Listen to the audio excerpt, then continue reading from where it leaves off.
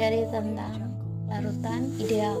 Tapi sebelum itu kita harus mengetahui terlebih dahulu apa itu larutan.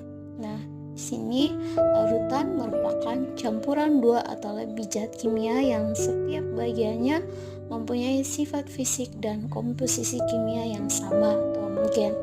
Larutan juga berwujud gas, padat, dan cairan.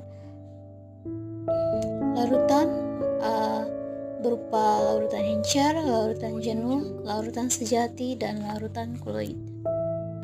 Berikut yaitu komponen pada larutan. Zat larut ditambah pelarut menghasilkan larutan, di mana zat terlarut merupakan komponen minor, pelarut merupakan komponen utama, dan larutan merupakan sistem homogen. Sebagai contoh, pelarutan gula dalam air. Yang berikut yaitu larutan ideal. Larutan ideal terjadi jika interaksi antar molekul komponen larutan sama besar dengan interaksi antar molekul komponen-komponen tersebut pada keadaan murni. Yang kedua, larutan ideal berlaku hukum Raoult, yaitu tekanan uap pelarut berbanding lurus dengan fraksi mol pelarut dalam larutan. Yang ketiga, larutan yang benar-benar ideal tidak terdapat di alam, namun beberapa larutan memenuhi hukum Raoult sampai batas-batas tertentu. Contoh, larutan yang dapat dianggap ideal adalah campuran benzena dan toluena. Ciri lain larutan ideal adalah volumenya merupakan penjumlahan tepat volume komponen-komponen penyusunnya. Yang kedua, pada larutan non-ideal, penjumlahan volume zat terlarut murni dan pelarut murni tidaklah sama dengan volume larutan. Larutan non-ideal adalah larutan yang tidak memiliki sifat seperti ideal. Larutan non-ideal terdiri dari deviasi positif dan deviasi negatif. Larutan non-ideal deviasi positif merupakan larutan yang mempunyai volume ekspansi di mana akan menghasilkan titik didih maksimum pada sistem campuran. Contoh, sistem aseton, karbon disulfida, sistem HCl, air. Dan larutan non-ideal deviasi negatif. Yang pertama, mempunyai volume ekstraksi di mana akan menghasilkan titik didih. Yang kedua, minimum pada sistem campuran. Contoh, sistem benzen etanol, sistem aseton klorofrom. Yang berikut yaitu hukum Raoult. Hukum Raoult tak berlaku pada zat terlarut pada larutan tak ideal encer.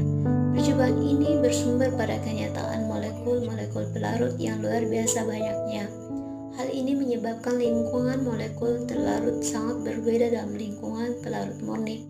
Zat terlarut dalam larutan tak ideal encer mengikuti hukum Henry, bukan hukum Raoult. Ikut pada termodinamika pencampuran larutan ideal.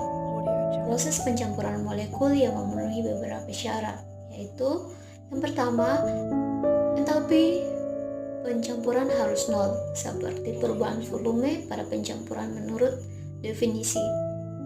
Yang kedua, tekanan uap larutan harus mematuhi hukum Raoult, yang berarti tekanan uap parsial suatu komponen sebanding dengan fraksinya.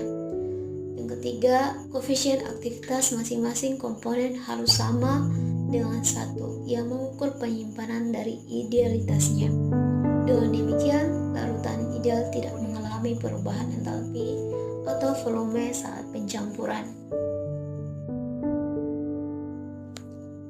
Entalpi pencampuran larutan ideal adalah 0. Tekanan uap larutan mematuhi hukum Raoult dan koefisien aktivitas masing-masing komponen sama dengan 1. Larutan ideal sangat penting dalam termodinamika, kimia, dan aplikasinya, seperti penggunaan sifat koligatif.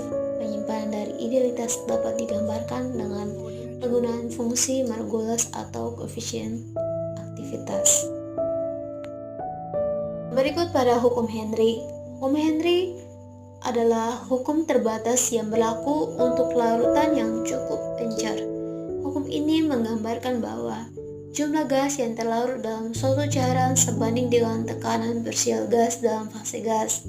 Konstanta sebandingan ini disebut sebagai konstanta Henry.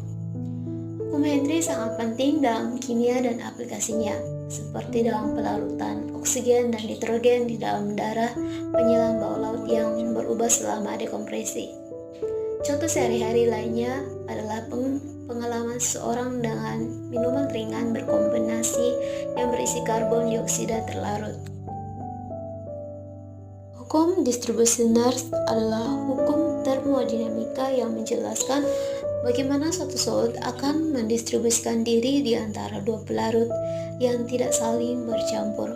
Hukum ini berbunyi bahwa setelah kesetimbangan distribusi tercapai, perbandingan konsentrasi solut di dalam kedua fase pelarut pada suhu konstan akan merupakan suatu tetapan yang disebut koefisien distribusi.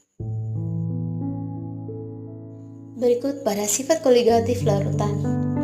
Sifat koligatif larutan adalah sifat larutan yang tidak bergantung pada jenis dan ukuran zat terlarut, tetapi hanya bergantung pada jumlah partikel zat terlarut. Sifat koligatif larutan terdiri dari 4 jenis, yaitu penurunan tekanan uap, kenaikan titik didih, penurunan titik beku, dan tekanan osmotik.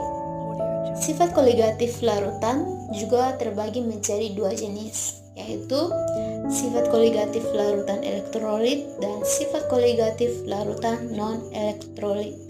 Sifat koligatif larutan elektrolit menghasilkan ion-ion yang bergerak bebas dalam larutannya, sedangkan sifat koligatif larutan non-elektrolit tidak menghasilkan ion-ion. Yang berikut elektrolit dan non-elektrolit. Elektrolit adalah suatu zat ketika dilarutkan di dalam air menghasilkan larutan yang dapat menghantarkan listrik, yaitu kation dan anion.